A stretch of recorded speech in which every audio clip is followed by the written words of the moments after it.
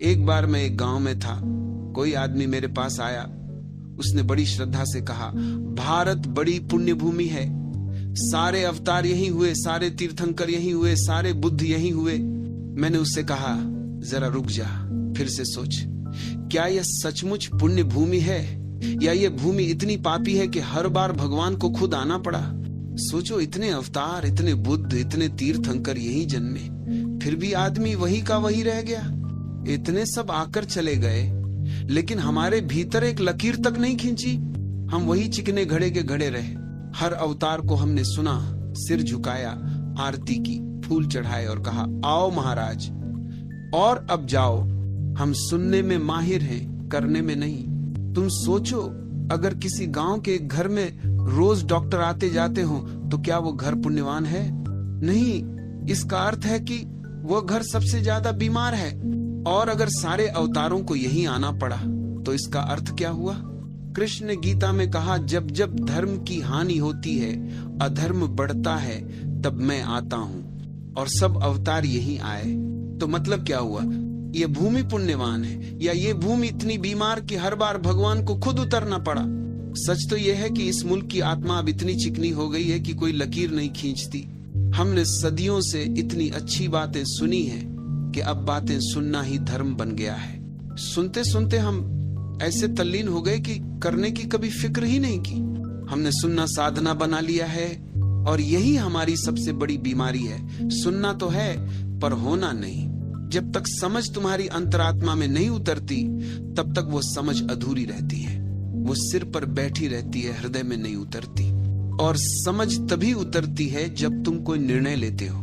निर्णय ही द्वार है। निर्णय छोटा हो या बड़ा, इससे फर्क नहीं पड़ता। निर्णय लेने की घटना ही तुम्हें बदल देती है। निर्णय में प्राण एकत्र हो जाते हैं। जो क्षण तुमने किसी बात पर हाँ या ना कहा, उसी क्षण तुम एक नए व्यक्ति बन जाते हो। मैं तुमसे कहता हूं, 10 मिनट खांसना मत। सुनने में साधारण लगता है पर बड़ा कठिन है। खांसी जैसी छोटी चीज को रोकना बड़ी अमानवीय बात लगती है। तुम्हें खांसी आ रही है और मैं कहता हूं खांसो मत। तुम्हें लगेगा यह तो दुष्टता है, पर तुम्हें मालूम नहीं, इतनी छोटी बात भी तुम्हारे भीतर आत्मा के जन्म का अवसर बन सकती है। क्योंकि अगर तुमने 10 मिनट खांसा नहीं तो तुम्हें एक झलक मिलेगी कि मैं अपने शरीर का मालिक हो सकता हूं। एक खुशी की लहर भीतर उठेगी। तुम्हें लगेगा मैं कोई निर्णय लूं तो उसे पूरा कर सकता हूं। इतनी सी बात में भी आत्मा ने शरीर पर विजय पाई।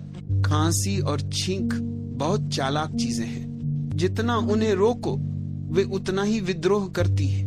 वे कहती हैं, ये क्या नया नियम बना रहे हो? अब तक तो मैं आती थी, तुम मेरे साथ थे, अब तुम मुझसे लड़ रहे हो। और यही वह क्षण है जब तुम्हें देखना होता है कि कौन मालिक है, शरीर या तुम। अगर तुम 10 मिनट भी न खांसे तो तुम्हारे भीतर का संबंध बदलने लगता है। तुम्हारे और शरीर के बीच एक नई दूरी बनती है और वहीं से जागरण की शुरुआत होती है। गुरजीएफ ने इसका प्रयोग किया, स्टॉप मेडिटेशन। कितना सरल नाम है पर कितना गहरा अर्थ। वो कहता था रुक जाओ, और ये रुक जाना कोई साधारण रुकना नहीं था। तुम नाच रहे हो, एक पैर ऊपर है एक नीचे है, और वो कहता था अब रुक जाओ। तो जैसे हो वैसे ही रुक जाना है। गर्दन टेढ़ी है तो टेढ़ी ही रहे, शरीर झुका है तो झुका ही रहे, पैर हवा में है तो वहीं ठहर जाए। कोई हिलडुल नहीं, कोई सुधार नहीं। शरीर गिर जाए तो भी कोई फर्क नहीं। अगर गिरो तो भी उसी स्थिति में रहो, क्योंकि वहीं एक द्वार खुलता है जहां शरीर अपनी चाल से चल रहा होता है और तुम भीतर से कह रहे होते हो अब मैं मालिक हूं। लेकिन आदमी बड़ा चालाक है। वह धीरे से पैर नीचे रख लेता है और खुद को कहता है कौन देख रहा है? कोई नहीं देख रहा, पर तुम खुद देख रहे हो। तुमने मौका खो दिया। तुमने शरीर को जीतने का अवसर गंवा दिया। तुमने आत्मा की जीत को स्थगित कर दिया। गुरजीएफ कहता था, अगर तुम उस क्षण ईमानदार रहो और शरीर को वहीं रहने दो जैसे वह था, तो उसी पल आत्मा का जन्म होता है। क्योंकि उसी पल पहली बार शरीर और आत्मा अलग हो जाते हैं। तुम पहली बार जान पाते हो कि तुम शरीर नहीं हो। तुम देख सकते हो कि शरीर थक गया है, गिर रहा है, कांप रहा है, पर तुम भीतर अचल हो। तुम भीतर साक्षी हो। निर्णय का अर्थ है अपने भीतर के साक्षी को जगा देना, और यही पहला कदम है ध्यान का। यही पहला कदम है क्रांति का। याद रखना, बहुत छोटे छोटे निर्णय भी जीवन में अद्भुत परिणाम लाते हैं। बात निर्णय की है, बात डिसिसिवनेस की है, निर्णायकता की है। बात यह नहीं कि निर्णय बड़ा था या छोटा। जब भी मन निर्णायक होता है, ऊर्जा एक दिशा में प्रवाहित होती है और वही दिशा फिर तुम्हें गहराई में ले जाती है। जो अनिर्णय में जीता है उसकी ऊर्जा चारों दिशाओं में बिखर जाती है और फिर जीवन एक बिखराव बन जाता है, केंद्र नहीं रह जाता। इसलिए जो मैं कह रहा हूं उसे सिर्फ सुनना मत, थोहा प्रयोग करो, थोहा जी कर देखो। उपनिषद कोई दार्शनिक ग्रंथ नहीं है, वे प्रयोग की भूमि है। वे सिद्धांत नहीं सिखाते, वे परिवर्तन सिखाते हैं। वे कोई मान्यता नहीं देते, वे रूपांतरण की प्रक्रिया बताते हैं। वे तो कीमिया है, आत्मा को शीशे से सोना बनाने की कला। वे सूत्र हैं जिनसे नया मनुष्य जन्म ले सकता है। लेकिन कठिनाई यही है कि कोई दूसरा मूर्तिकार नहीं आएगा, न कोई गुरु छैनी लेकर आएगा, न कोई भगवान हथौड़ी लेकर। तुम ही पत्थर हो, तुम ही मूर्तिकार हो, तुम ही छैनी हथौड़ी हो। तीनों भूमिकाएं तुम्हें ही निभानी है। अपने ही भीतर के पत्थर को अपने ही संकल्प की हथौड़ी से, अपनी ही समझ की छैनी से तराशना है। अपने भीतर से ही सुंदर को, छिपे हुए देवता को बाहर लाना है। और याद रखना, इसमें क्षण भर का भी स्थगन सदा का स्थगन बन जाता है। जिसने कहा कल करूंगा वह कभी नहीं करता। जो कह दे कभी नहीं करूंगा वो भी ठीक है, क्योंकि उसने कम से कम निर्णय तो किया। निर्णय हमेशा शक्ति लाता है, अनिर्णय हमेशा दुर्बलता। मैंने कुछ मित्रों से कहा तुम बस यह तय कर लो कि सन्यास कभी नहीं लोगे, कभी नहीं, तो भी कुछ तो बदलेगा, कुछ तो घटेगा, क्योंकि तुमने एक स्पष्टता को जन्म दिया। और अगर कहो लेंगे तो भी ठीक, लेकिन ये सोचेंगे, देखेंगे, फिर करेंगे, यही बीमारी है। यही इंडिसिसिवनेस, यही धुंध है जिसमें आदमी जीवन भर भटकता रहता है। जीवन कोई प्रयोगशाला नहीं जहां हर कदम पर देखते हैं कहा जाए। जीवन प्रयोग है, छलांग लगानी होती है, गहराई में उतरना होता है। संन्यास एक निर्णय है, कोई वस्त्र नहीं, वो एक संकल्प है भीतर की दिशा बदलने का। लोग पूछते हैं गेरुआ पहनने से क्या होगा? मैं कहता हूं कुछ भी नहीं होगा। फिर भी 3 महीने पहन कर देखो। वे कहते हैं लोग हंसेंगे। मैं कहता हूं तो बस वही बहुत होगा। अगर तुम 3 महीने तक लोगों के हंसने को सह सको तो तुम बदल जाओगे, क्योंकि जो लोगों की हंसी से डर गया वो जीवन से डर गया, और जो लोगों के विचारों से मुक्त हो गया वही पहली बार स्वतंत्र हुआ। लोग कहते हैं बाहर बदलने से क्या होगा, भीतर बदलना चाहिए। मैं उनसे कहता हूं बाहर बदलने की हिम्मत तो पहले पैदा करो, भीतर की बात फिर करना। कपड़े बदलने में ही पसीना छूटता है और तुम कहते हो भीतर बदलना चाहते हो। भीतर तो बहुत दूर है, वहां तक तो वे पहुंचते हैं जो बाहर बदलने से भी नहीं डरते। हमारी बड़ी कला है अपने को धोखा देना। दूसरों को धोखा देना उतना खतरनाक नहीं, खुद को देना विनाशकारी है। जो आदमी खुद को धोखा देता है उसके लिए कोई रास्ता नहीं बचता। वो अपने ही विरुद्ध काम करता है, वो अपने ही भीतर दीवारें खड़ी करता है। धार्मिक वही है जो खुद से ईमानदार है, जो अपने से छल नहीं करता, वही ईश्वर के द्वार पर पहुंच सकता है। बाकी सब धर्म, बाकी सब व्रत, बाकी सब पूजा पाठ सब दिखावे हैं। निर्णय चाहिए, स्पष्टता चाहिए, ईमानदारी चाहिए, और फिर देखना वही छोटा सा निर्णय तुम्हें नए जन्म की दिशा दे देगा। निर्णय का अर्थ समझो। निर्णय का अर्थ ये नहीं कि तुमने किसी बात को ठान लिया जिद की तरह। निर्णय का अर्थ है तुमने अपने भीतर एक स्पष्टता पाई है, एक दिशा जानी है। निर्णय कोई संघर्ष नहीं, कोई दबाव नहीं। निर्णय तो सहज प्रवाह है।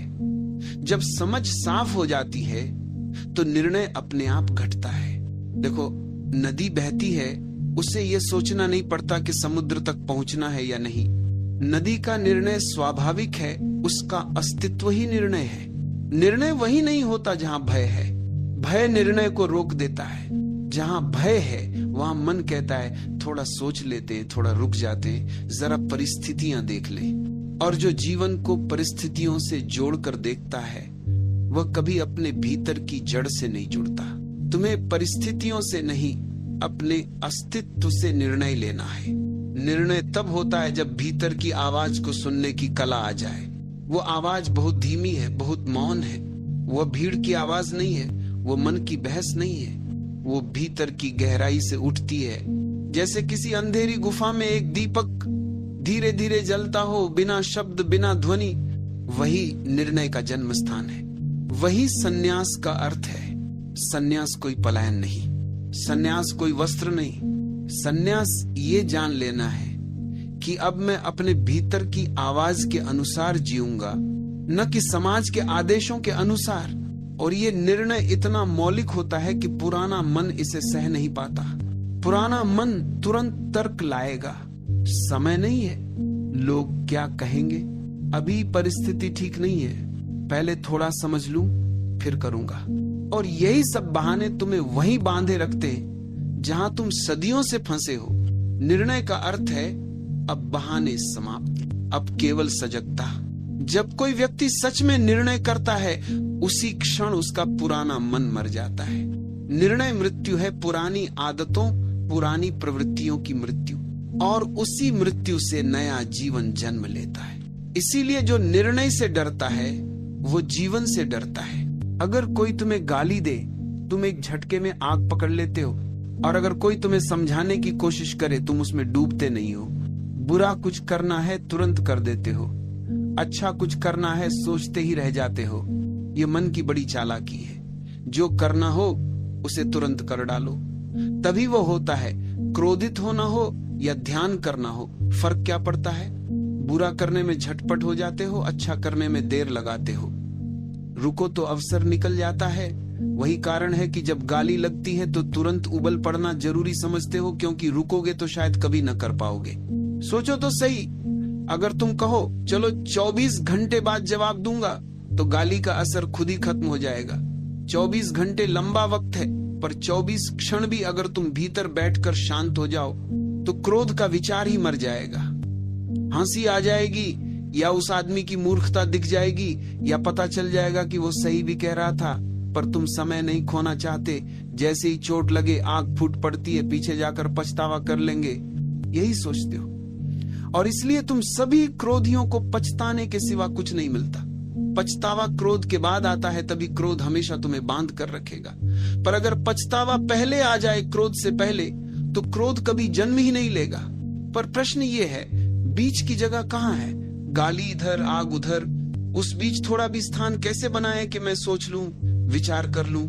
वो जगह नहीं मिलती, क्योंकि क्रोध तुरंत फूट पड़ता है, और ध्यान के लिए भी वही कठिनाई आती है। अच्छे काम में हम समय लेते हैं, इंतजार करते हैं। बीच का जो समय है वही सब बर्बाद कर देता है। गरम लोहे पर चोट मारनी है। अगर तुम सोचते रहो कि मारूं या न मारूं, लोहे की गर्मी भी चली जाएगी और चोट का अर्थ ही मिट जाएगा। मेरे पास आज एक मित्र आए, कह रहे थे सन्यास लेना है, पर पहले और सोचना है। मैंने उनसे पूछा, तुमने जीवन में और किन किन चीजों पर इतना सोचा है कि वे हो भी गई हों? क्या तुमने बुद्धि को बाद में बढ़ते देखा है? अक्सर लोग अनुभव को बुद्धि समझ लेते हैं, पर अनुभव भंडार है, बुद्धि उसका उपयोग है। बच्चे के पास संग्रह कम होगा, पर बुद्धि ज्यादा हो सकती है। तुम सोचते हो कि और थोड़ा सोचोगे तो बुद्धि बढ़ जाएगी, और क्या सच में बढ़ेगी? शायद बस वातावरण का असर है। किसी ऊंची चोटी पर खड़े होकर उठा हुआ भाव है, बस उतना ही। नीचे उतरते उतरते वो सब गायब हो जाता है। माउंट आबू से नीचे उतरते उतरते वही विचार भी उतर जाएगा। तुम्हारा मन अक्सर बहाना ढूंढ लेता है, थोड़ा वक्त चाहिए। क्यों? ताकि प्रभाव कम हो जाए, और वही 1% जो तुम्हें रोक रहा है वो बड़ा काम कर देता है। जब 99% तैयार है और 1% नहीं, तो तुम सोचते हो कि 99% जीत जाएगा। पर हकीकत ये है कि तुम उस 1% के साथ निर्णय ले रहे हो। निर्णय ही तो लेना है ना। लेना भी एक प्रकार का निर्णय है। जगत तुम्हें चुनाव देता है, क्या चुनना है, पर यह स्वतंत्रता नहीं है कि तुम निर्णय ही न लो। तुम निर्णय से बच नहीं सकते। हम अपने आप को धोखा देना बहुत अच्छे से जानते हैं। बार बार सुनते, समझते रहो और वैसे ही रह जाओ। फिर घड़ा चिकना हो जाता है, सब कुछ उस पर फिसलने लगता है। जितनी बार तुम अच्छी बातें सुनकर भी नहीं बदलते, उतनी ही अधिक फिसलन बनती जाती है। इसलिए अगर सुन रहे हो तो साहस करो, समझ में आए तो उसे भीतर उतार कर जियो। जब समझ श्वास श्वास में न समा जाए, उसका कोई अर्थ नहीं रह जाता। असली माप यह है कि तुम अपने जीवन में अच्छी बातें कर सकते हो या नहीं। भाषणों और मंत्रों का ढेर लगाना कोई कठिन काम नहीं।